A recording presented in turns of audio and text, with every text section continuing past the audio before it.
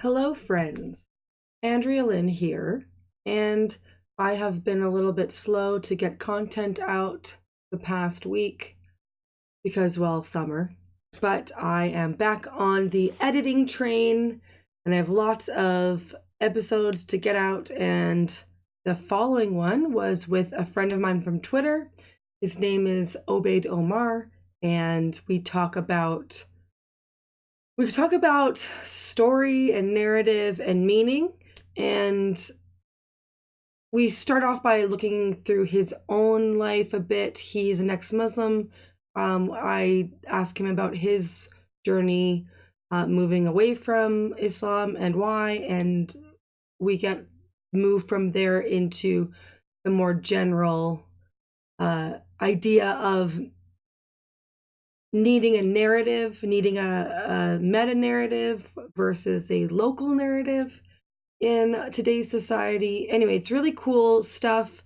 I am really interested in hearing your feedback, of course, and I'm always actually interested in your feedback. So please leave a comment or write me on Twitter or send me an email. So yeah, and subscribe if you haven't subscribed, if you want to see more of my videos.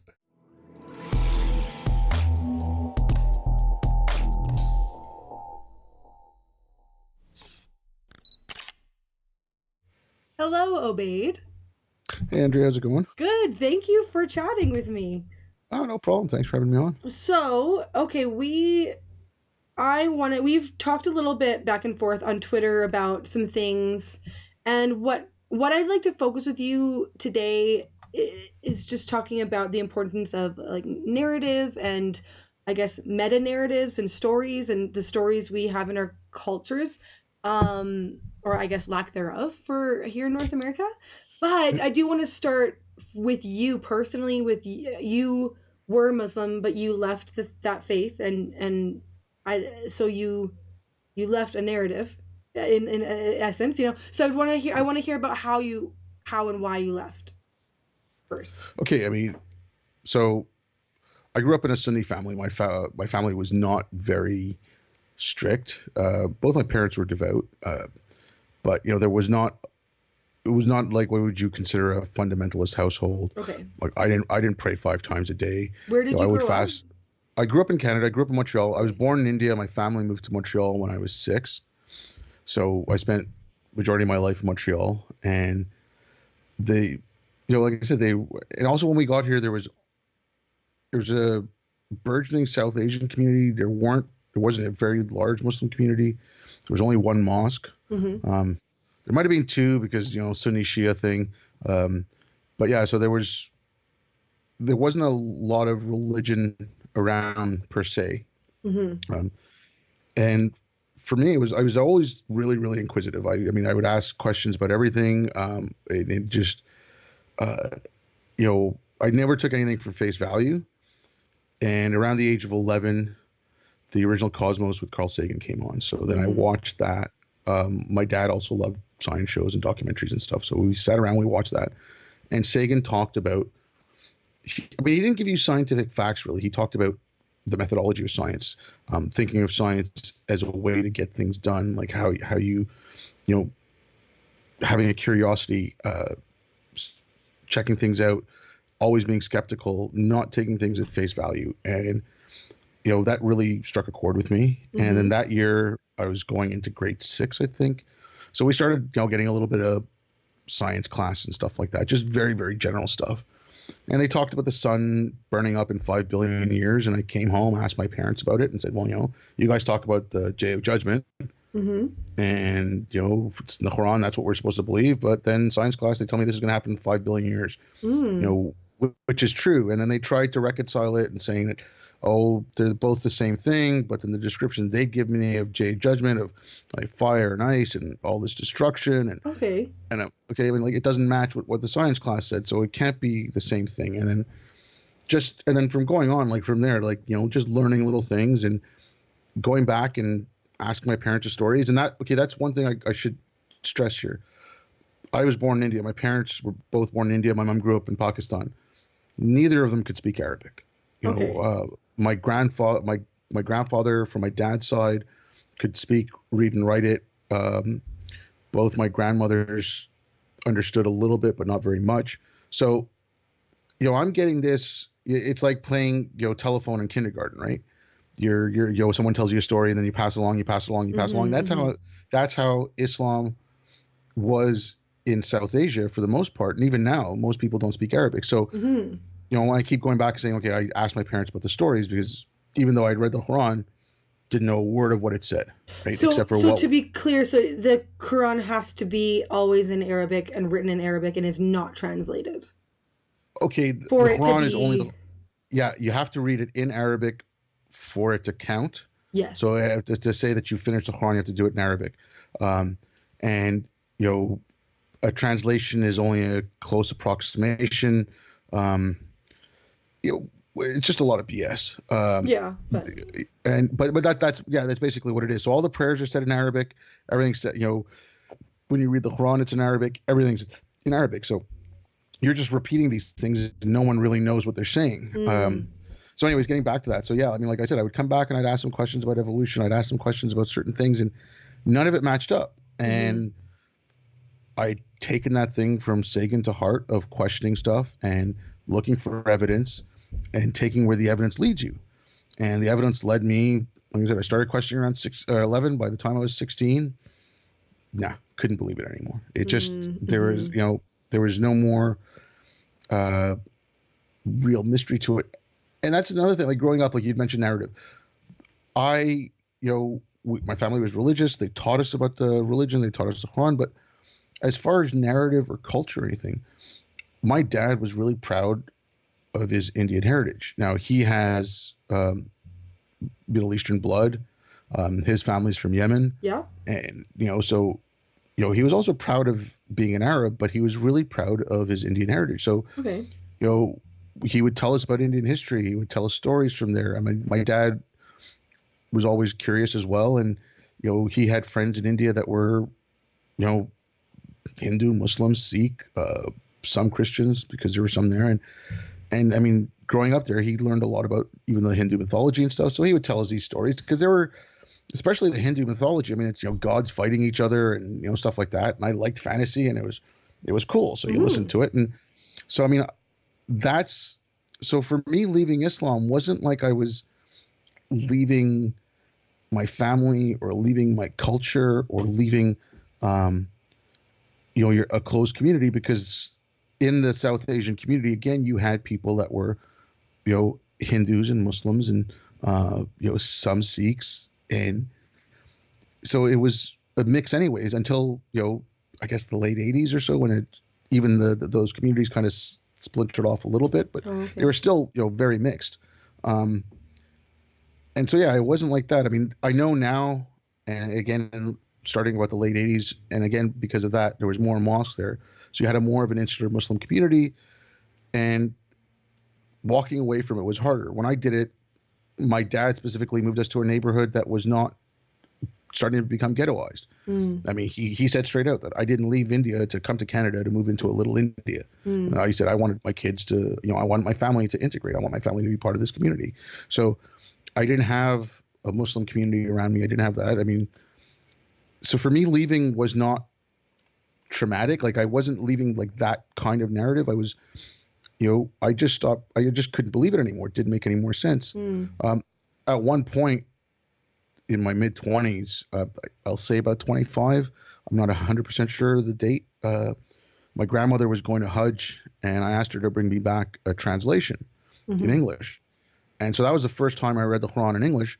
And I did it for the same reason that I'd left it, because I said, okay, if I want to say I'm following the evidence, I've never read it in a language I understand. I've only taken other people's word for it. So let me at least Can you read it. say what Hajj is? Okay, the Hajj is it's one of the five pillars. You're supposed to go on Hajj if you're able.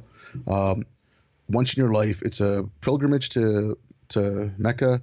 You go to the Kaaba, you pray, And what walk around remind it. me what the Kaaba is? Is it something to do with Abraham or Muhammad? Okay, Which one? Abraham supposedly built it. It's the house of God on earth. There's a little black stone that everyone Yeah, kisses. Okay, and it used to house pagan idols. but then it Muhammad went was in there. Yeah, Muhammad Okay. went in there and smashed all the idols. AK, Allah Jesus going into the temples and smashing the idols and turning over Okay. the money lenders' tables and stuff like that, right? Okay. Same kind. Muhammad did the same kind of thing, That's that and version. Okay. it's yeah, it's the holy site. It's the holiest site in Islam, Mm-hmm, mm-hmm. and that's where everyone does the pilgrimage. So that's the Hajj, Okay. and that's only in a specific time of the year. If you go in another part of the year, you can go on what's called an Umrah, which is another pilgrimage, but it's not in that specific time. Okay. But yeah, so my grandma was going. She got me the Quran, and I read it, and I was even more appalled after I read it because I Right. mean, Because you're like, it's yeah. I didn't know this. And okay, so and also back then the internet wasn't really a thing, right? So this Right. was, so what I was about 25, so I was like 93ish, something like that. Mm. So like I said, the internet wasn't really a thing. You couldn't go on Google. You didn't have all these resources that people do now. So you know, trying to find a hadith, like it was next to impossible, right? Trying to find these kind of things. Oh, the hadith I only aren't started. written down anywhere? I know that they're the spoken words of the prophet Oh, no. handed The, down, but the hadith are written down, and oh, you can in get copy. Arabic. Oh, right. No, but yeah, but like, and also back then though, even if I wanted to copy in Arabic, if Right. I could read it, it'd be really hard to find. Like there Oh, wasn't Amazon, there was no, there was no Google, there was none of this stuff. okay. So now you have all that accessible to you, right? So I mean, Right. I read, like I said, I listened to what my parents had said, read the Quran, uh, made up my own mind, and like, if the book was supposed to be perfect, which it says, it's the perfect, it's the unalterable, unchangeable word of God, and if it's got those kind of flaws, I Mm. mean, you know, just certain ones that are just so blatant, like the sperm is formed between the ribs and the backbone. Okay, that's Oh, I not didn't know true. that one. Like, Yeah, that so is factually incorrect, Muhammad. yeah, exactly. So I mean, if it's the word of God, there shouldn't be errors like that in it. And so it just, I mean, these inconsistencies to me, I just said no, that the evidence doesn't point to it, Mm. and I don't see any evidence of a supernatural being. Um, I don't see any reason to believe in one. If there was some evidence, I mean, you'd ask me like, what would make me believe? Yeah, whatever, uh, whatever. If I hear the voice of God there, if I hear the Metatron, or if Gabriel happens to come down, or Yeah, whatever, has a chat. I yeah. But I believe, mean, yeah. like, but I mean, okay, but even then, like, okay, is this a supernatural being, or is this someone like with advanced technology that I have no clue about, right? Like, Mm. at this point, I could say that, but like, it's I followed the evidence, and from what I saw, it just didn't make sense, Right. and I couldn't keep doing it. Um, How did your parents feel though when you told them? okay, all right. So I was 16 when I stopped believing. Hmm. I didn't tell my parents because I was in high school. I wasn't sure how how they were going to deal with it, because that was one thing. Like I said, my parents were devout. They weren't fundamentalist or anything, but leaving their religion was always a bad thing. I had some friends, and my parents became friends with, um, his dad, like their dad and their mom and dad, and they were atheists. Mm. And now these people came over all the time. I used to go hunting with my dad when I was younger. They would come too, um, and our families got along really well. But my parents would sometimes say it, and there was a hint of disdain in their voice. They'd say, "Oh, they're atheists," and it was just so like that idea was kind of in my head, and I knew they were not going to like the fact that I didn't believe. So I didn't know what they were going to do. I wasn't sure. So I kind of lived a double life for until about 22. Mm. And by that point, I slowly stopped even putting up a pretense. So when we got together for family gatherings, I wouldn't pray. Mm. I stopped fasting during Ramadan. So when I told them, they knew something was up. I mean, it took a few days of yelling and screaming and back and forth, and finally they accepted it. I mean, their biggest worry, and that's one of the things why a lot of people stay hidden. And like I said, it's the community thing. Well, that was one of the things my parents said. It's like, okay, fine, but just don't tell anyone. Okay. They were afraid of what the community was going to think of them. Like, Mm. you are not good parents. You didn't do a good job. You didn't raise your kids enough. Your kids are bringing dishonor to you, your family, and the community. Hmm. And then that'll also affect things like, okay, so my sister still believes she was still practicing. Oh well, she might not get a, you know, because it wasn't really arranged. It was kind of matchmaking, but oh, she won't get a good offer for a match because your son left Islam, so you're not a good family. Mm. So it has things like that. It's just, so there's all kinds of things pushed into it, and I told him straight out. I said, I'm not, I won't announce it, and it wasn't like there was Facebook or Twitter or whatever for me to do a big post or whatever. But I said, if anyone asks, I'm not going to lie, Okay. and simple as that. So, but they were more worried about the sort of social consequences, and they weren't upset like at you. Well, they were upset at me, from the start, but when Okay. it came down to it, at the very end, it was, and that was okay. I've always had a smart mouth, and I've always been lippy, and that was my reaction to them when they said that. I was like, you're more concerned about what other people think than my immortal soul, and apparently, and yeah, Yeah, shoot. they didn't like that, but whatever. But I mean, yeah, They that's what it didn't comes like down to. it. What? No, but that's what it comes down to, right? It's what will the neighbors think? And that's really, I think that it's easy to judge that, but it is so, that's so human and natural to worry about what the neighbors, because we're a social yeah. group, we're social beings, we need the group to accept us. Okay, but I mean, unless you're in a really, really closed community, like let's say Mormons, Jehovah's Witnesses, Yeah. or you know, like small evangelical communities, or Hasidic Jews or something like that. The Muslim community, for the most part, especially nowadays, it is very closed. It is, I mean, okay, it's not closed in this, unless they're very, very fundamentalist and the women are wearing the niqab, or even Yeah. some people wear the hijab and they just only hang out with Muslims. But there is still that, even if they go to work, whatever, they're part of the community. Um, they there is that social cohesion within the group. So if something happens, and like let's just say I stopped leaving Islam, I was a regular attendee at the mosque, this and that, it gets talked about the mosque, everyone knows about it.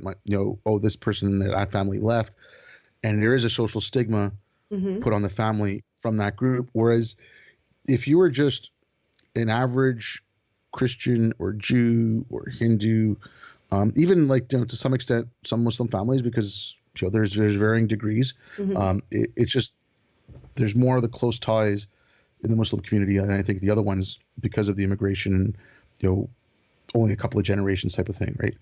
So Okay. when you leave, if you're in a family that's religious but not overly devout, not you're not in a very, very close knit community, it could be traumatizing for a family member to you're losing someone in the group, but you might not lose your whole community. You might, the family might get comfort from the church and the other members, instead of Right. them also being ostracized. Whereas in these closed knit groups, the family themselves are ostracized, so like there is no comfort coming from the church.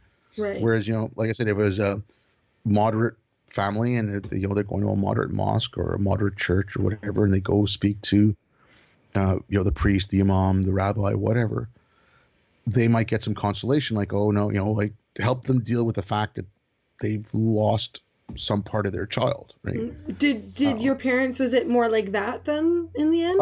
Okay, but they never, we got along fine, and again, there were a few mosques. My dad wasn't really going to them. He wouldn't have gone to the imam. I mean, but we did, there was no real ostracization for my family. My family's, fairly liberal. There's been some distant relations, some people I'd never met before. Then, in the later part of the 90s, I got an email from them saying, I'm never going to talk to you again. And it's like, because they just found out. And I'm like, okay, I've never spoken to you before. Yeah, So, I don't think okay. it's gonna matter Yeah, in my life. Yeah. exactly. So, but aside from that, so there was no real cutting off. And I mean, like, again, because my dad had, you know, his friends were also for the most part very open, and like I said, it was a mixture of all religions and everything. My dad was really into classical Indian music, so him and his friends started a little organization where they would have Indian musicians come to Montreal, Mm. and they'd put on small concerts and stuff like that. So I mean, there was other things keeping them together aside from just the religion, so it didn't Okay. matter that much.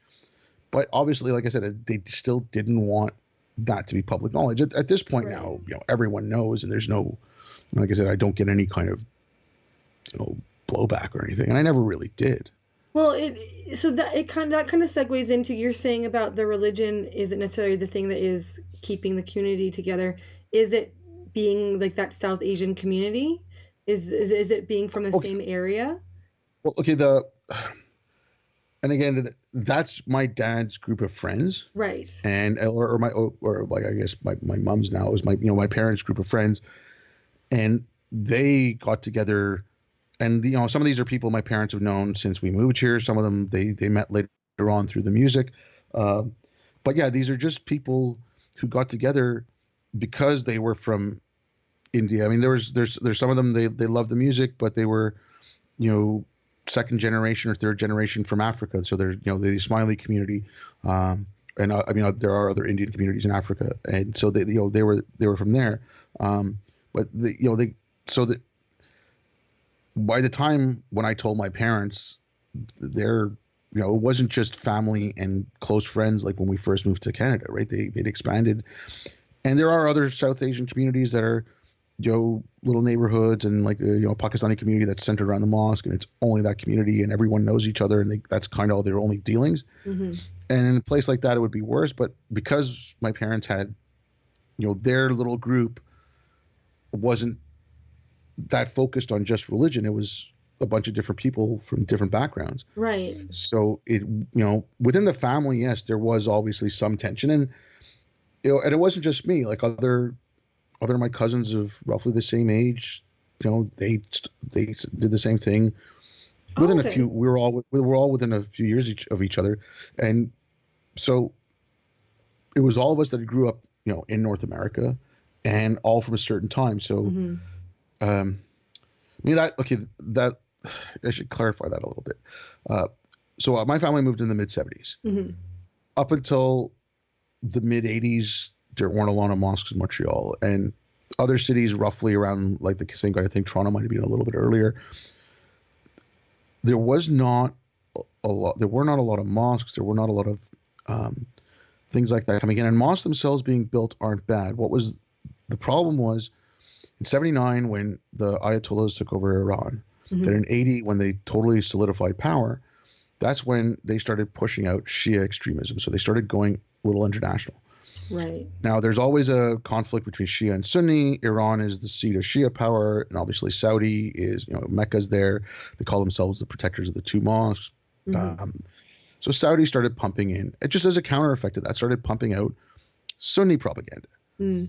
Now, then, Iran-Iraq war, sanctions on Iran, but then Saudi found a way to spread, the version of Islam that was going out there, the Wahhabism, and they spent money, and there was mosques being built in South Asia. There was mosques being built in Canada, the United States, and Europe. And these mosques, they would get funding from Saudi, and they would get imams that were slightly more radical. And it just, I mean, it Oh. wasn't like that, right? It was okay. So this guy comes in, he's a little bit more fundamentalist than the person before him. Mm-hmm. And then, a couple of years later, someone else comes in and he's a little bit more fundamentalist. And Mm-hmm. so it was just, and as things were getting more fundamentalist in those countries and more immigration started, and this is not a knock on immigration or anything, it's just, there was just a bunch of stuff that happened. So then more and more fundamentalist mosques were coming in, um, and more fundamentalist imams were teaching those mosques, and it slowly built up to a point where you do have a lot of fundamentalist mosques there now. Oh, Um, interesting. Okay. you do have a lot of, I mean, and or you even if mosques that are very open, you can still find some literature uh, that people leave. Like they'll come in, it'll look innocent on the front, but then when you start reading inside, um, it's like Hizb ut-Tahrir. You can find some of their stuff in some of the mosques around Montreal and Toronto. I don't know about other cities, um, but Hizb ut-Tahrir they were the group that Majid Nawaz was a part of when he was a radical, Mm-hmm. right? So Okay. you can find their literature, uh, and it's this kind of stuff. So it was a generational thing. Also, like I said, I can talk more for South Asia than I can for the Middle East. Mm-hmm. When my parents were growing up, when they moved here, my dad grew up in India. He went to school in India. My mom grew up in Pakistan. Mm-hmm. It was a British-backed education system up until '72. Pakistan was the same thing. Then in '72, they said they were going to make a excuse me, they were going to make a an Islamic style education system. So when that changed in Pakistan, the so if you had an immigrant coming over to North America, now to come over to North America, you'd have to have more money than Hmm. to go to Europe, especially if you're coming from the Middle East or South or North Africa. But even from Pakistan and India and stuff like that, it was harder to get to North America than it was to Europe. Mm. So most of the people who came to North America were educated. So if they came here, like my dad, he had a university education. He came here. He'd read, he read Shakespeare. He read Dickens. He read a lot of this stuff. So when he came to Canada, which was also a Commonwealth country, he had certain things he could relate with. Mm. The immigrants who came afterwards, they didn't have a little bit of that, relatability. And Mm.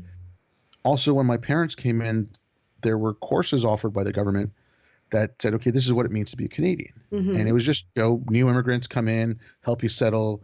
We respect everyone's religion. You have the right to practice your religion, but you can't force it on people. Like, Mm. things like that. It Yeah. wasn't going. It wasn't going into you can't jaywalk. It wasn't like the specific laws, right? It was just, Mm. what are Canadian values, what we expect from our citizens, that kind of stuff. And those kind of things slowly stopped or were funded less. Now they give out a guidebook. I don't know the whole process of immigration. I was 10 when I became a citizen, so I just walked in, made my oath and walked out. Like I didn't have to Mm. go through a course or anything. But I mean, I learned it in school, right? Mm. So they got all this stuff, and so there was a multiple different things that happened, and it all took place. So then you started getting the ghettoization. That's when you started getting more and more of these communities. That's when you will start seeing, um, okay, the hijab everywhere. Right. Let's take the niqab out of the question for a second. Um,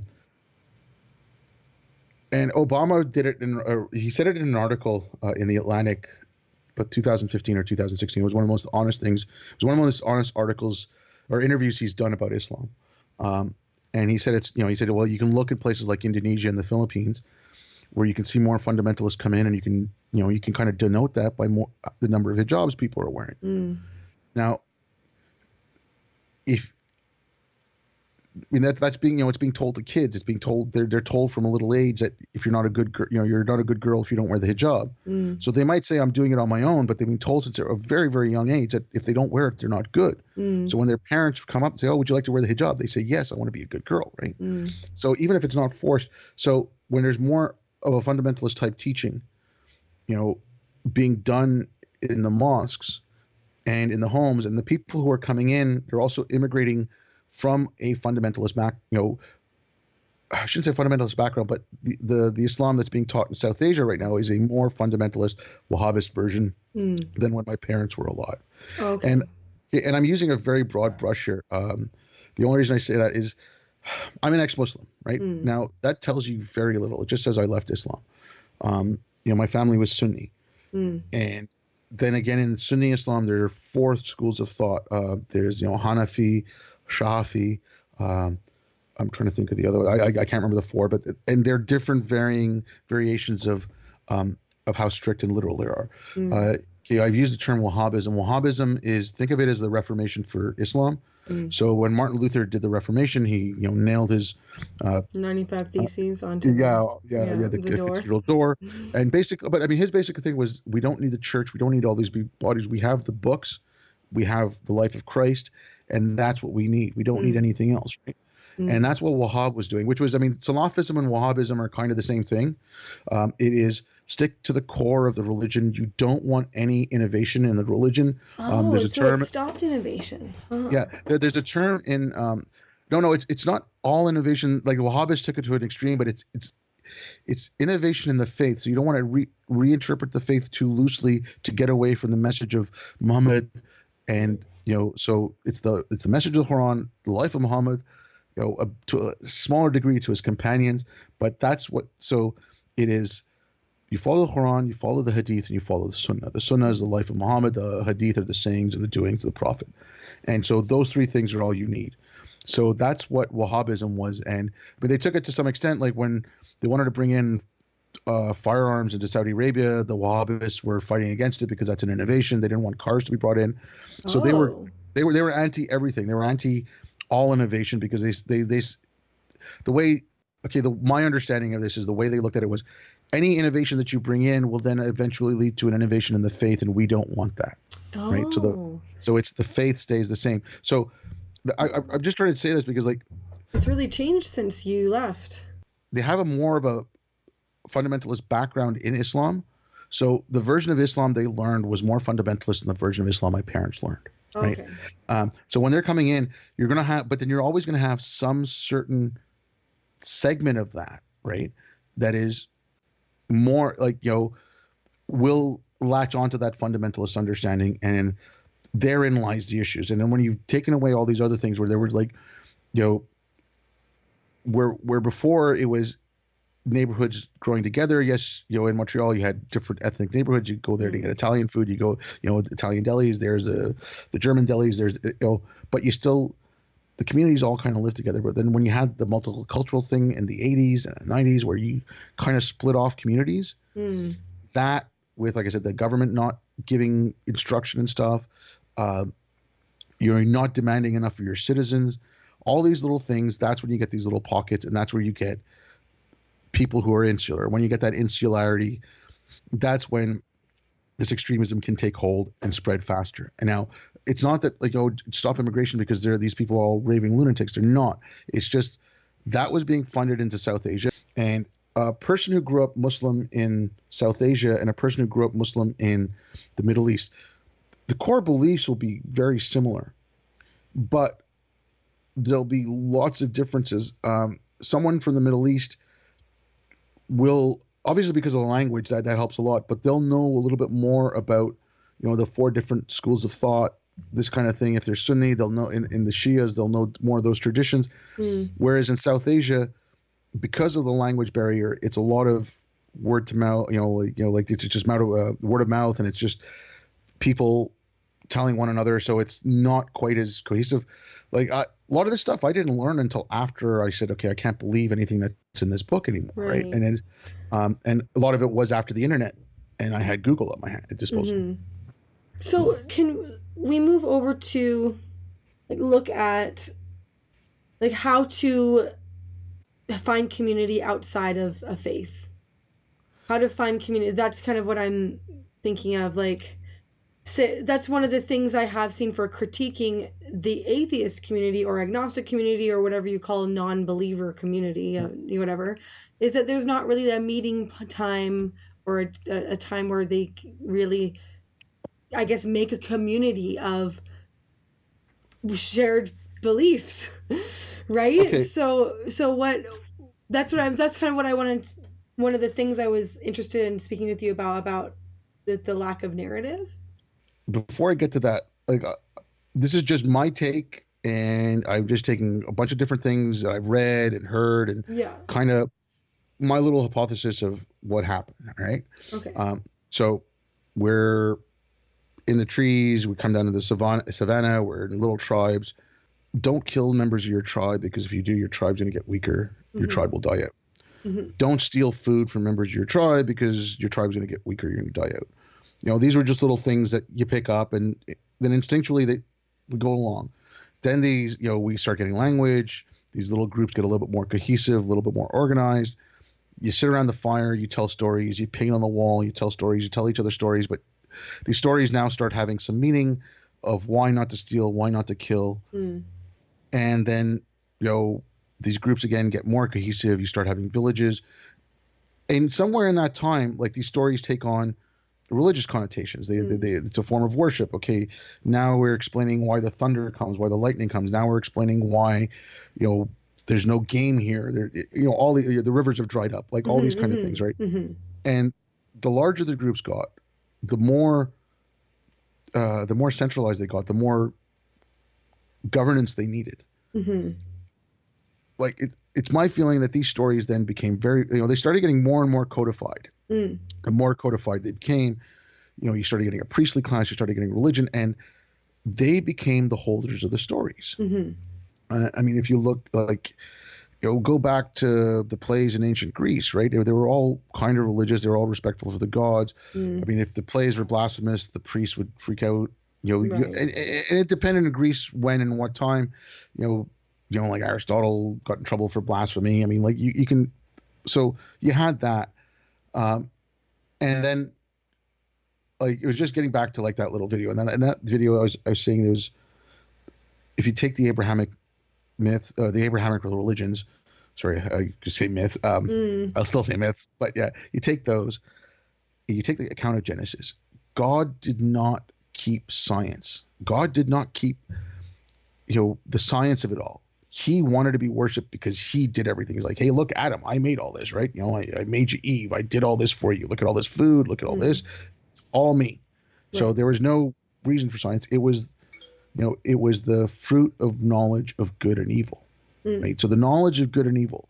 So that's what's told to you in the stories. That's what's told to you in the plays. That's what's told to you in the narrative that weaves through your society. So in those small groups, you have that narrative, and then you start expanding out.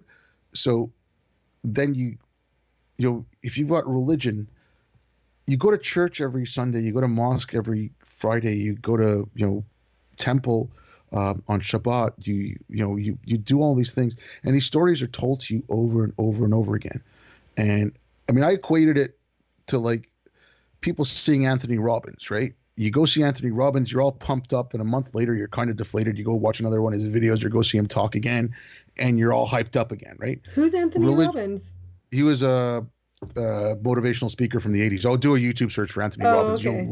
You'll love him. Okay, Okay. and nothing really against him. He doesn't say anything really bad. I mean, he's like Jordan Peterson without the religion. Okay.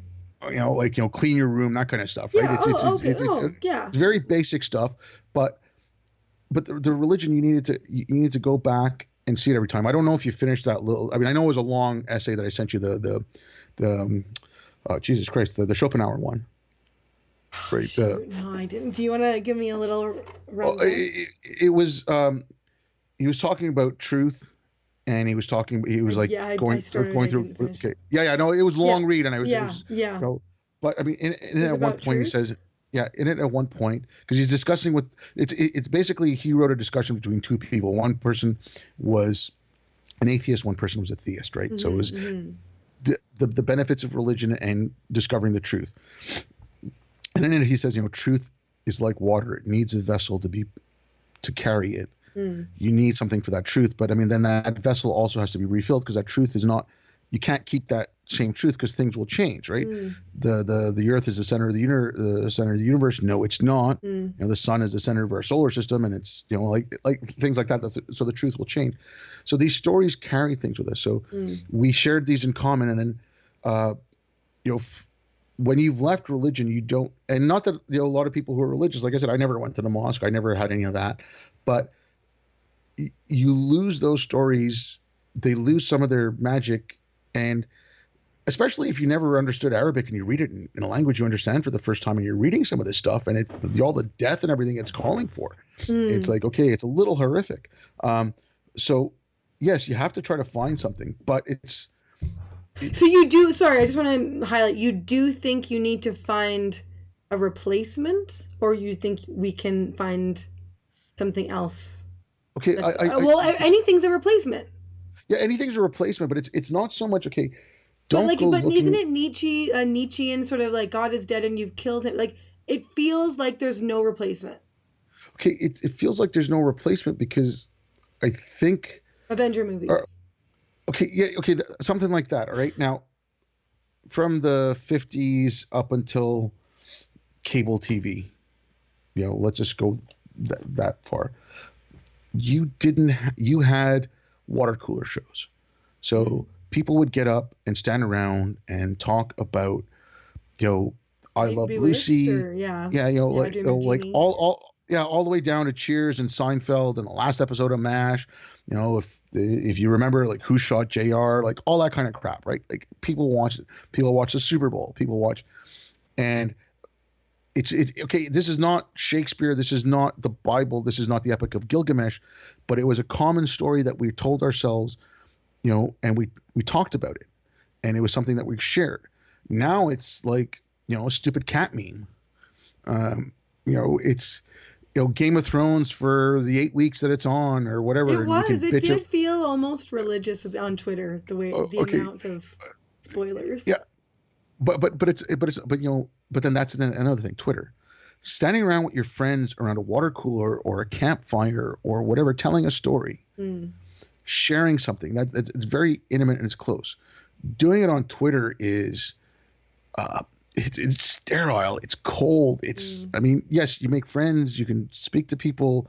But it's a distance. There's a Yeah, yeah. distance. And there's, talking to someone like even like this, you can talk to someone, you can look in their eyes, you can see Yeah. their expression, you can see their reactions, Yeah. but it's still not quite the same as talking face to face, Hmm. right? Hmm. So we've lost some of that now. Uh, and I think that's why people are turning to a lot of different things. You'll have, the crystals, even people who didn't believe, they're going to like the law of attraction and The Secret or or whatever yeah, that yeah, was. yeah, that kind of stuff, or people doing the woke or the red pill. They're Yeah, finding, they take politics and I guess yeah, ideologies, academic ideologies and whatnot. They take those as yeah, their it's faiths like almost. okay, so like both of us know Jim Lindsay. Yeah. Have you read his book? Everyone is wrong about God. I haven't read his book. No, I should. I Okay, should have a oh yeah, look. okay, I should. It's one of his books, anyways. Yeah. So a little plug for Jim. Hmm. But I mean, he talks about meaning in that book as well, Yeah. and I think he's got it, fairly correct. It's like, okay, I need a meaning in my life. Mm. I need to find my life's meaning. It's like, no, your life is the meaning. Okay. Don't go looking for something to give your life meaning. If your life is raising a family, having a job, taking care of your kids and your partner and, your community, that's a life well lived. Someone sitting there railing against the futility of religion for their whole life and doing nothing but that, Yeah. even though I might agree with them, I think that's a life poorly lived. Okay. Find some meaning in what you're doing. Yeah, but that's the goal. What that's the thing is that's what these meta narratives help us do is have goals, the good. Like everyone can agree on, not everyone, but even if you don't like saying like God, I'm totally stealing like Jordan Peterson here. The good, going towards the good. That's a goal. We have our aim to go towards the good. Whatever the good is. It kind of sounds similar to what you're saying, like live a good Uh, life. okay, but But we it's not have just to like, have something to go towards though. but okay, you can have something to go towards, but I would prefer if, okay, I love science and reason and critical thinking. I think to understand our universe, understand our place in it, there are no better tools. But Hmm. that other thing, that part of the humanities, the knowledge of good and evil, Yeah, right? That you're not going to replace with science and pure logic, and I that's where the agree. stories come in. That's where if you can give the people the tools to find some commonality, and I mean, at this point, I think, and I know people are going to say this has been tried or whatever, but talk about shared values. That's one thing religion did do, right? They gave you a moral code, or okay, Hmm. they gave you their moral code because I Hmm. find Abrahamic faiths will teach you their values, their morals, what they say are moral. Hmm. Now, like the values of the Enlightenment, individual freedoms, Hmm. uh, it's all based on the rights of the individual. Hmm. But so if you build a framework around that, so like you have the right to free speech, so if you build a society with those values underpinning it, and then you put in something like the scientific method where you test a hypothesis. So if someone comes up and you know they want to pass a law, and you look at that law compared to what you think your framework is, and if it doesn't fit, okay, well, no, you don't pass that law, right? So if you can build something around those shared values and make Mm. those values something that are shared, and then from that, you can have your group of buddies that go fishing, golfing, whatever, like you have your book clubs, you have this where you have that social contact where you can get together with groups of people who share similar interests in you, but you all know that you have that underpinning system of values. And I think that's more what we need to try to focus on, and It's hard then to on any. find. It's hard to find though, because if you move to a new city, if you go to a church, if you go to a mosque, or if you go to a temple or whatever, you find one and you go there and they're like, "Oh, hi, you're new. Hi, nice to meet you."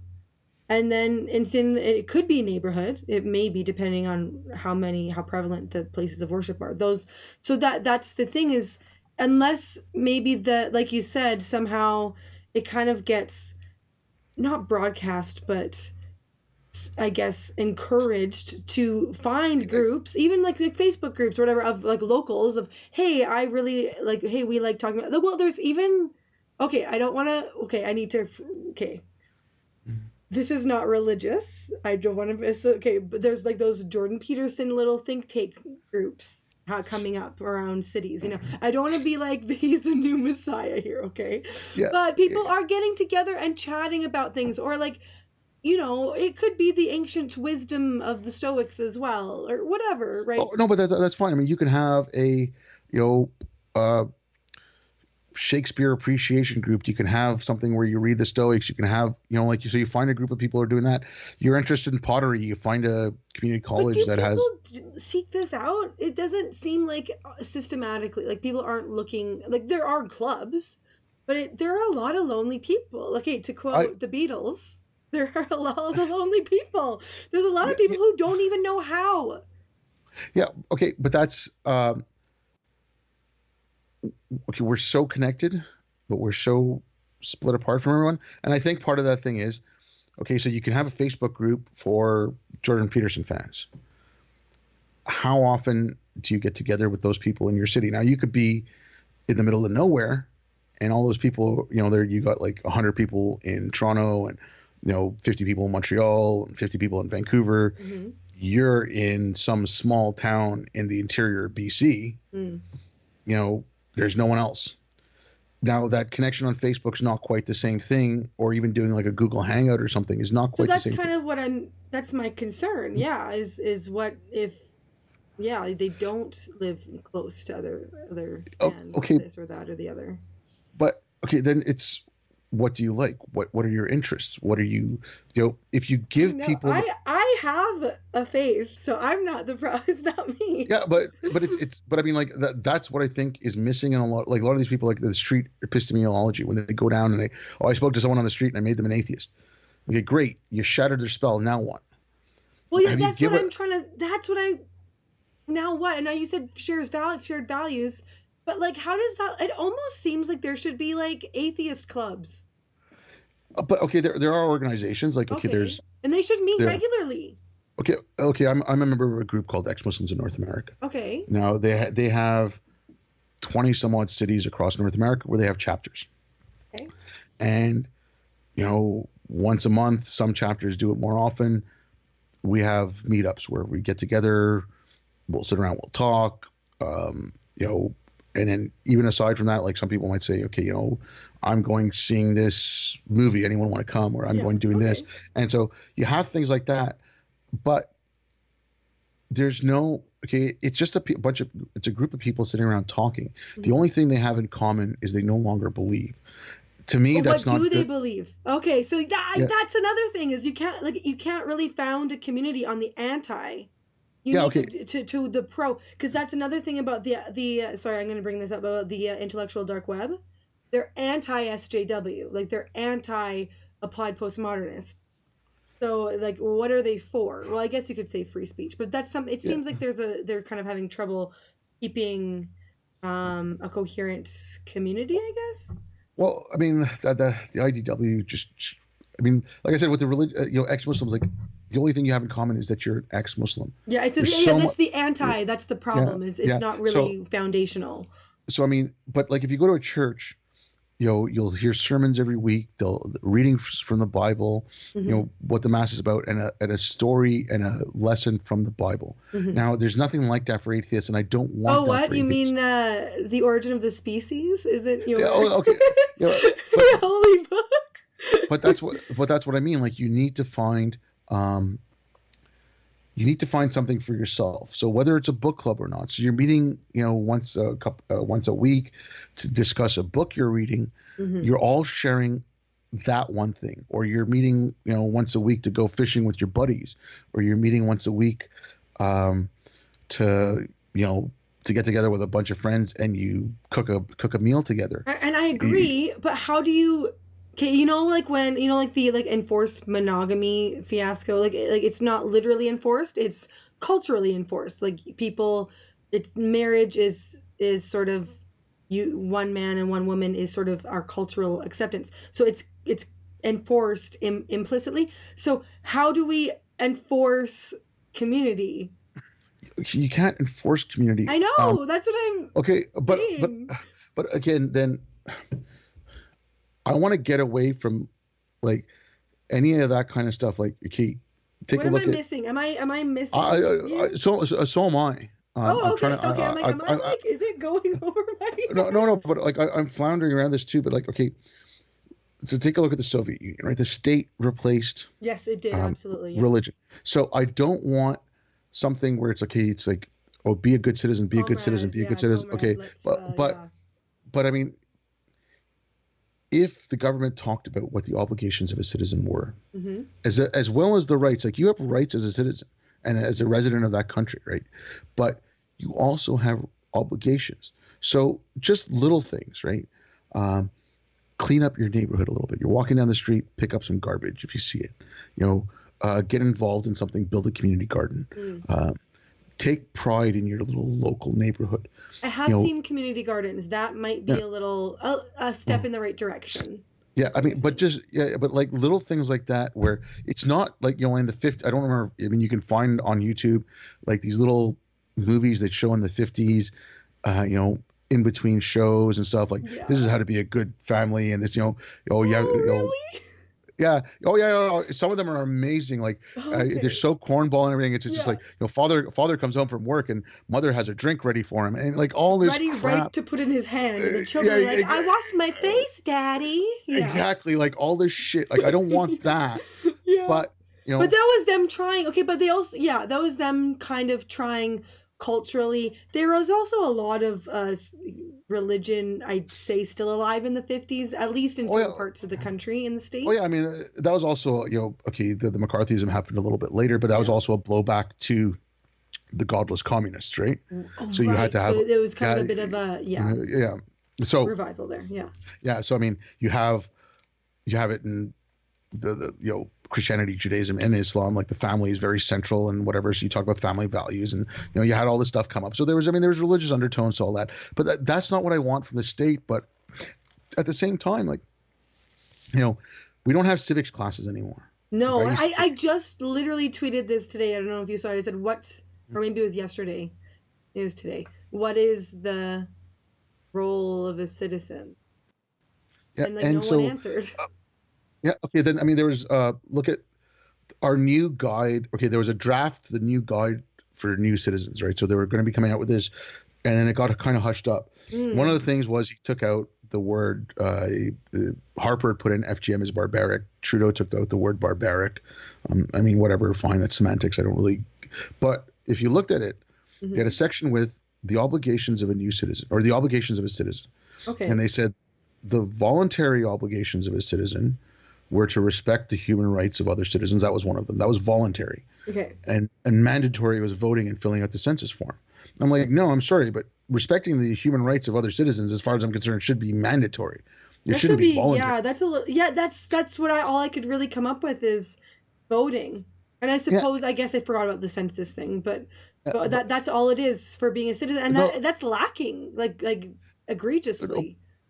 but I mean, I think okay, and again, this is not getting into communism or socialism or anything, but what they used to do in Europe, and I mean, up until the mid '70s in the States, mid to late '70s when they got rid of the draft and they had you had to register for service, right?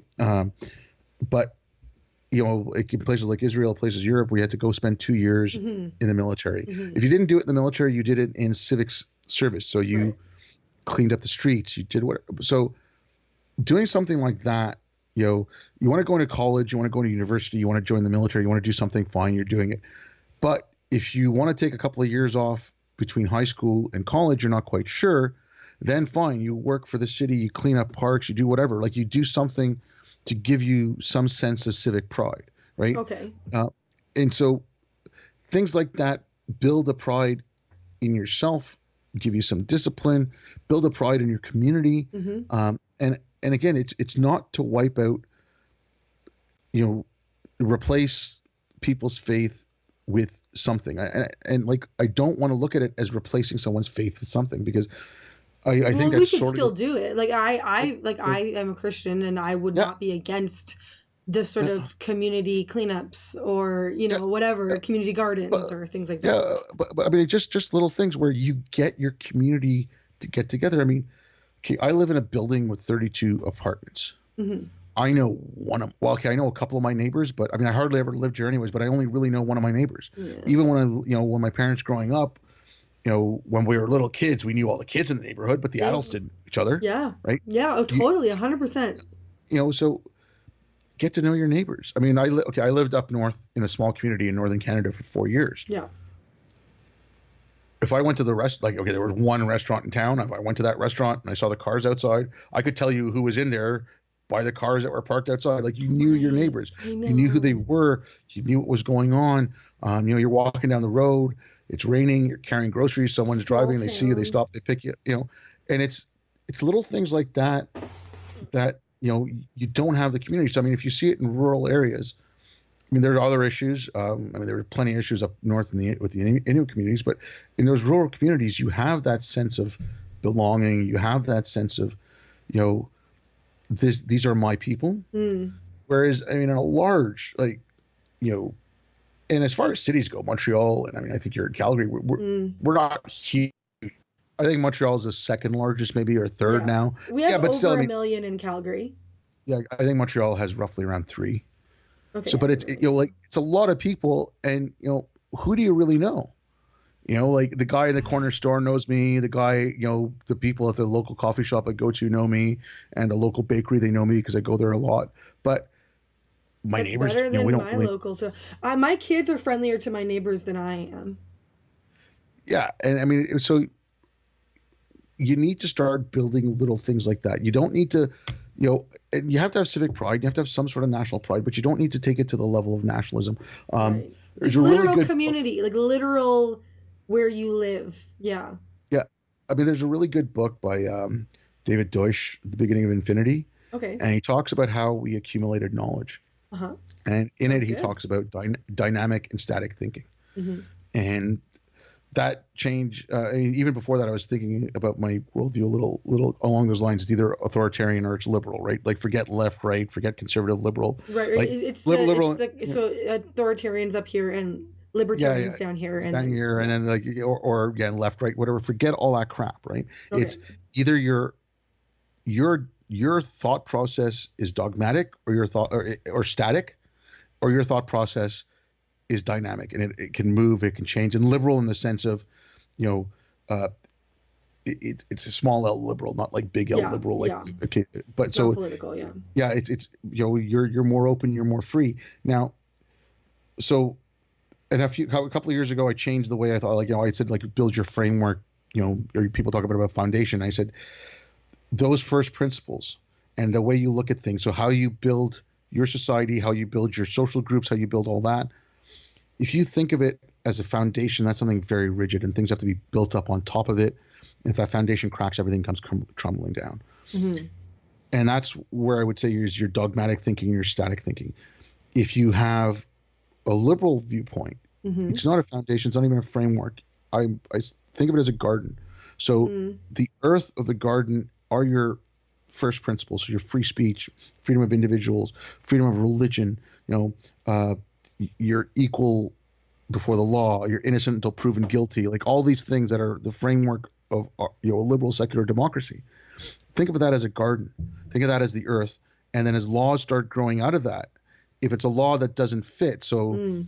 if you have a liberal open society, but someone proposes a law that you're going to kill uh, one person at random every 15 minutes, that doesn't fit in with your framework, right? So Mm. that's coming up. That's a weed. You pull it out, you let it go. But you have to be very conscious that it's easy to lose. Hmm. It can be washed away, whatever. But if you tend it and you take care of it, it'll grow and it'll nurture your society. And that's the dynamic thinking. That's the liberal thinking. That's the open thinking.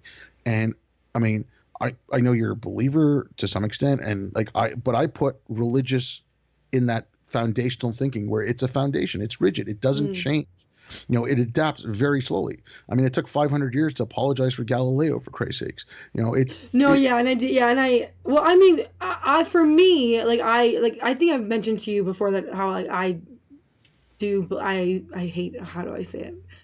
I can't say I believe in evolution because everyone gets mad at me because Yeah, it's yeah, not okay, fine, something you whatever. believe in. It's something that Yeah, yeah, yeah, yeah, is. yeah, yeah. But I I subscribe to the theory slash facts of evolution. That was something that I changed in. I just, but I see science like kind of similar to what you were saying. Science is its own thing, and then beliefs and values are, it's like the is odd. Like I find them to be rather separate.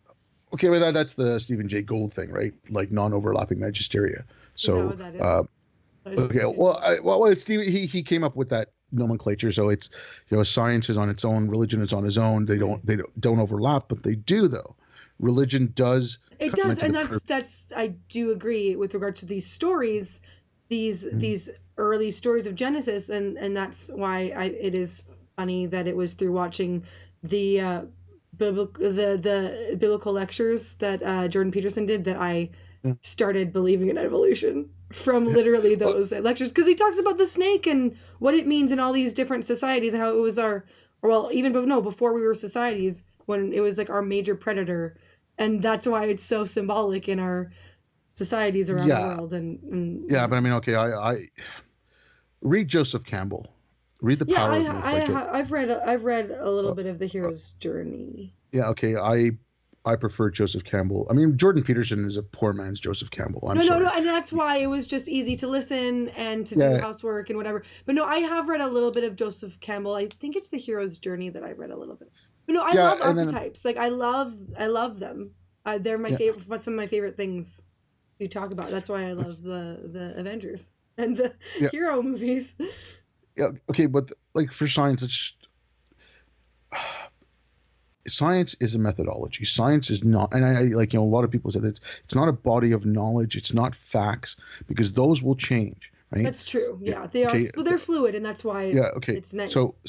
But science is a methodology, right? Okay. If you look at science as a methodology and you look at religion as a methodology, it might help getting people, okay, I don't need that methodology anymore. Science Mm-hmm. is, okay, I come up with a hypothesis, Mm-hmm.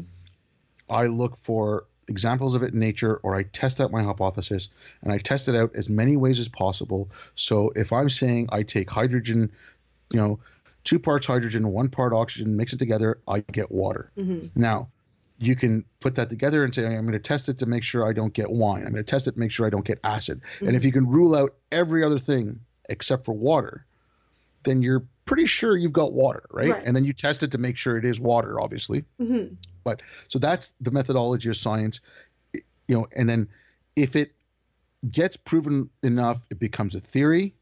And if that theory gets proven enough in every instance that you can find, it becomes a law. Right. So, that's why a lot of people get confused when they hear the theory of evolution.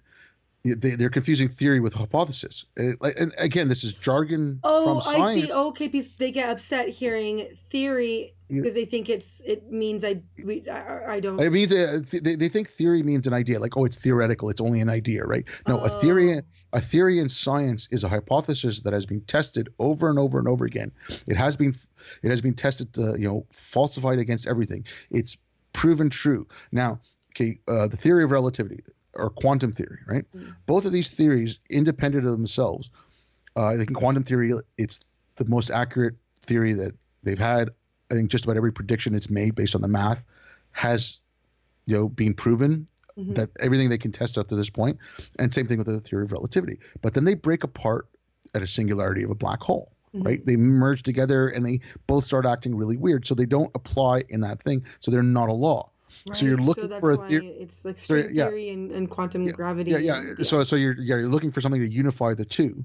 And if you can unify the two, then you will get another theory. And if that theory then proves, you know, valid in every other situation, in all situations, and it Yeah. doesn't break apart, then that theory becomes a law. Like gravity is a law, right? Right. It's a law of gravity. It's not the theory of gravity. Okay. So this is a tangent. So we're talking about foundations that are, um, I guess that don't move versus more fluid sort of Yeah, and that's gardens. just it. Science is a method, in the foundations of science. It's the scientific method, and the method of secular liberal democracies and societies. That's got to be fluid. It's always got to be fluid. Right. A religious framework, or a dogmatic framework like the woke or the red pilled or communism or fascism or Mm-hmm. whatever, right? That is static. That is Right. unchanging. Or Mm-hmm. if it changes by building something on top of it, but building off that foundation. Mm-hmm. If that foundation falls, that whole thing is gone. Like, whereas if you have that fluid thing, you can have a section of it that's starting to get eroded, but you can fix that. You're not going to lose the whole thing. Whereas if you start to, Okay. I think that people need foundations that are not fluid. Because do you okay, say we'll just say now you said if evidence for God presents itself, consider it, right? You said that. I know there's a lot of people, if there was like evidence, like God spoke and we all heard, everyone heard literally the literal voice of God, I don't think everyone would be like, oh, there's a God, cool. Like, how many people who are like a staunch hardcore and atheists, like, I don't think Dawkins would be like, I was wrong. Like, they okay, have their own foundations. I'm trying to say oh science no, is I'm it's a bit more concrete in okay, no, some. but okay, but some people do get dogmatic about it, right? Okay. Okay, we are humans. We're all humans. We're all gonna have our own biases and you know uh, preconditions, everything. We're all gonna have that, Yeah. and so, and I'm dogmatic about certain things, and I put my heels in. But if you can recognize that, and if you can at least accept that you need that fluidity, and it's not like fluidity like a river. Like I said, it's Okay. a garden. Like, so, like the earth of a garden, it is firm. Like you can hold the roots of a plant. You can. It's not like it falls apart. It's not like it continuously moves, Right. but You it can like does. get out the Yeah, weeds. yeah. But you can adjust it. Oh, you need more nutrients. Okay, we add more nutrients or whatever. Okay, let's just take free speech as an Mm-hmm. example. I think free speech is the absolute first thing you need, right? Mm-hmm. And I'm about as absolute as you can get on that. Now, Milton wrote Areopagitica, which was a defense of free speech and open publication with the advent of the printing press. And it was a speech he gave before Parliament in England. Now, there's a lot of people coming out now, okay, what do we do with the internet? Mm. Um, my assertion is the arguments that Milton made for the printing press are still valid for the internet. Okay. Now, there's where the fluidity comes in.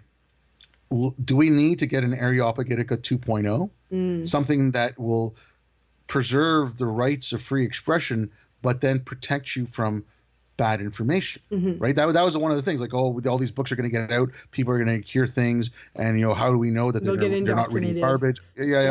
All that stuff. So maybe, okay, do we need to have that conversation? And yeah, and anything should be up for debate. Anything should be open to be reinterpreted. Mm-hmm. So that's where the fluidity comes in. But whereas, Christ was resurrected, Christ died for your sins. He was resurrected, and 3 days later he ascended to heaven. No, Now, that's okay, you not can't how you it you went. can't change that, No, no, right? no, but no, sorry. It's just Okay, 3 days later he rose, and then 40 days later he went into heaven. But anyway, okay, fine, whatever. Sorry. yeah. So I that's got, just that. I can't not say it. okay, The no, that's fine. real. Okay, I got it wrong. Okay. But I mean, you can't build Christianity without that. Right. You know, Yeah, okay, 100%. 100% okay, agree. okay. Oh, So, but you have like that's why most people I know are like, oh yeah, Jordan Peterson's not a Christian though. yeah, Most okay, people so in like my yeah, churchy circle are like, oh, he's not because he's not. He says he lives as if it's true, not that it is, okay, right? yeah, but so there you go. I mean, so that's whereas even someone who's a free speech absolutist will at least allow the debate on the free speech Right, to then say, okay, maybe I'm wrong. See right. that fluid side is always it's maybe I'm Okay, wrong. I Okay, I have said that. I've said because I can't prove it. I can't prove God. I can't prove the resurrection. I can't prove it. So if I die and go into nothingness, what's wrong? I give room to be like maybe I'm wrong because I can't. It would be science if I could say no, I'm right and here's proof. That's why it's called faith. Yeah, but okay, you say maybe you're wrong, but what I'm saying is, I don't think I'm wrong though. okay, yeah, everyone's like, okay, I don't think I'm wrong. Maybe I am wrong. Maybe, unless you get to like higher science. Well, some But people say that they're not wrong about yeah, religion. okay, yeah, I am but definitely not the norm, man. but what I'm saying is, you now you have that firm belief that Jesus died for your sins Yeah. and was resurrected, right? Yeah. Now, you can say, yes, I might be wrong about that, but you act as if it's completely true in the sense Yeah. that Peterson says that, right? So Yeah. now that is an unshakable belief for you until you get some, astronomical proof or something like that, right? Right. Some sort of proof. But, you know, ask any scientist, or a student of science or whatever, they might say, okay, we know what gravity is, or, gravity moves at 9 meters per second on Earth. Mm-hmm. Now, even with that, they will tell you that if, okay, we get more precise instrumentation, we get more precise this, more precise measuring tools, we might find that we're wrong and it moves at something else, right? Mm-hmm. They're always willing to accept the new evidence. If Always. Not all scientists. Not no, for okay, all no, tests, though. not all scientists, no, not there is the In not all. theory, they're Yeah, supposed to take in new evidence. Like yeah, I yeah, understand the theory. yeah. That's what you're supposed to do, and that's what I'm saying. If you think of it as don't look at individual people and don't look at how dogmatic they are Mm-hmm. on certain things, right? Um, and sometimes saying dogmatic about science is the wrong way to go about it. But if you're so wedded to your theory and you're so wedded to your facts that you won't look at anything else, then that's becoming a dogma. Mm. So just stay away from that kind of thinking. And that's what I think you need to, that's the kind of stuff that you need to give to people, so that if they are going looking for something else, if they say, okay, this was the type of thinking that leads to a dogma, and anything that gives you that, be very careful of it. Mm-hmm. Because if you're going from one to another, right? If you're going from one dogmatic way of thinking to another dogmatic way of thinking, you're not benefiting yourself. All you're doing is you're changing, what you think about. You're changing what your structure is, and you're changing then what you hate. Because if you have a dogma, you have something that you despise and something that you hate. Right. And you're changing that every single time. Right. My only opponent at any given time is someone that does not want to allow the freedom to investigate things. Okay. There might be things that you don't need to investigate. There might be things that I think are useless to investigate. But if someone wants to spend their time investigating it, and they're doing it purely for research, I mean, if someone's doing it for something malicious, like, yeah, I'm going to see how we can get antibodies for this virus because I want to make a deadlier version of this virus to kill everyone. Yeah, that's their intentions have some issue there. But if someone wants to study how to get a vaccine for a certain virus, they have to study that virus. So you can't say you can't study that virus because someone might take that and then use that for ill. Yeah. Right? So it's I see the values thing that you were talking about earlier. It's sort of uniting around values, and for you, you're saying sort of like the freedom of speech, freedom to investigate. Yeah, and it's just that, like, the freedom to have open discourse, give the individual the rights. Your rights stop where my face begins, right? Like, you can't punch me in the face, right? Like, it's that. So as long as you're not infringing on my rights, Mm-hmm. and you're doing what you want to do, and you're like I said, it's an open and free discourse, and you have Mm-hmm. to you have to take on all comers, right? If Right. you come up with some new, okay, I found a new way so we can study the age of the universe and everything we've done to this point is wrong, you have to stand up to everyone who's going to test you. Right. And if you're not willing to do that, right, you're not willing to give your hypothesis the rigor it needs. And Okay. you have to be in a system that'll allow that. That's all it's. So that will allow that. Okay, I see what you're saying. Okay. Okay. I think this is I think I think we've covered a lot. So I think this is a good place to end for now. So is there any sort of closing anything that you wanted to Okay, finish? I'm just going to touch on one thing because you'd mentioned symbols, Right. Oh yeah, right? yeah, yeah, yeah. Okay, so Okay, the okay. symbols. No, Let's but get the symbols. I Why are and they the thing with this, important? Just give me a little okay, I why. mean, they're important because you need. Why do we want to be able to keep this one? Okay, it's not that we want to be able to keep that, right? You don't. I don't really give a rat's ass about this particular symbol. Okay. Okay, but a bunch of assholes on 4chan said this is a white supremacist As symbol a joke. as a joke. People took them seriously. They Yeah. spread it out, and then don't use this because you're a white supremacist now. No, why are you giving up that symbol so easily, right?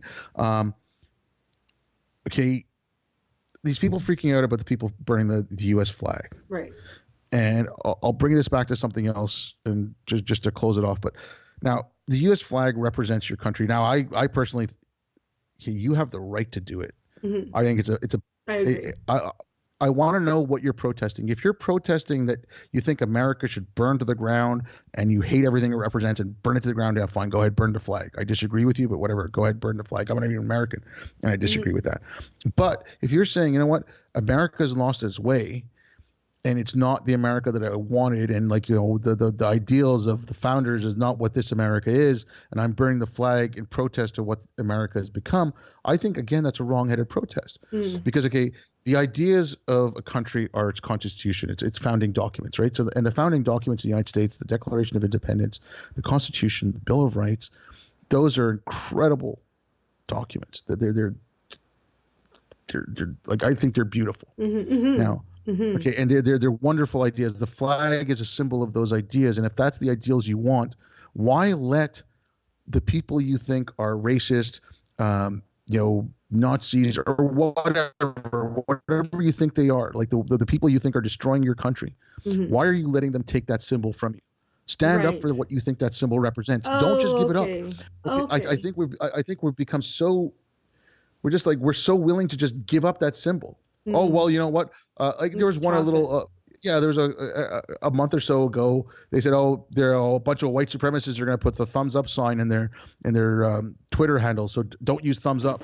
It's like okay, you heard about it once, and then you're saying that like you're Oh, giving up. You're giving up that easy. Like you're yeah. giving up that symbol. Like I mean, it's a thumbs up sign. It means nothing. Like It means like good job. yeah, exactly. Like for me, because I child of the '70s, it reminds me of fucking Happy Days and Fonzie. Like like Hey. but that's just it. Like, why do you want to give up? Like, especially something like the flag. I, it's within your right to burn it. Go ahead and burn it. But why are you Why are we burning it? giving it up? And if you're burning it because you think that it's being taken away from you, why do you not want to fight for it? If you think it's that important, don't lose that symbol. And like Mm. you again, like just like you need a narrative and you need a story, symbols are important. Hmm. Like a symbol, like there's a symbol in Haiti, which is kind of like ironic, but right after they won their freedom from slavery, it's a symbol of a guy with broken chains taking a conch and blowing on the conch and letting all the slaves know that they're free now, right? So Hmm. it's, but why do you want, like if someone wanted to co-opt that symbol for something else, like why do you want to let them? Mm. Like we've lost so many things. But for their Why do you want to? symbolism, yeah, for the things that Yeah, have no, but meaning.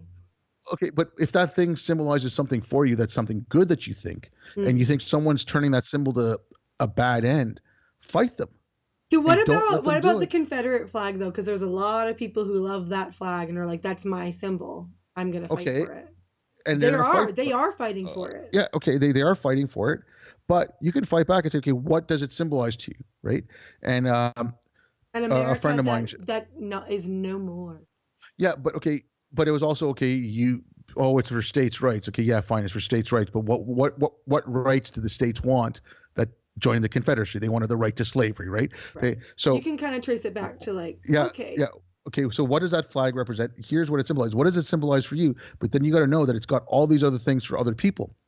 Now, Right. okay, they're fighting for their symbol. Okay, you might not agree with their symbol, you might not agree with their fight, but why? Okay, why then? If you're saying that America, okay, this flag, it's been taken over by these racists who love the Confederate flag, why are you giving it up to them, right? Like I'm just saying, like if that's what your argument is, Mm. why are you letting them? They're not letting you take away their symbol because they want it, right? For whatever reason, if you think they're misguided, You find a I think better they are. symbol? Yeah, but why? Okay, but like if you think the flag is losing its meaning because people are taking away from what America used to be, Right. why not fight for what you think America used to be, and why not fight for what saying, okay, no, this flag represents this, and that's what I want this flag to represent. That And I is a think good if question. I don't know how you to know, answer that. and that's my thing with symbols. Like we're losing narratives, we're losing symbols, we're losing a lot of these little things that give us a social cohesion. Like Hmm. get okay, you'd mentioned it earlier. Get politics out of everything. Right. Politics, leave politics and politics. You know, Yeah, a friend of mine from Twitter just said, let's make politics boring again. yeah, and it's just but that's just it. Like I don't need I don't.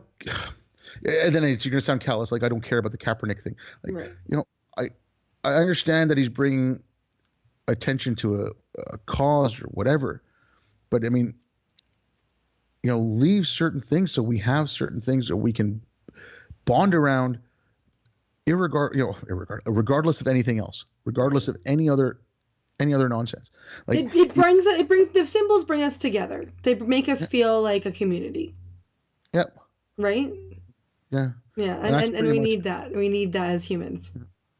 That's yeah, that's about, that's it. Okay, I think yeah. that's a good space. Okay, thank you, Obaid, for chatting with me. I'm glad we could end off with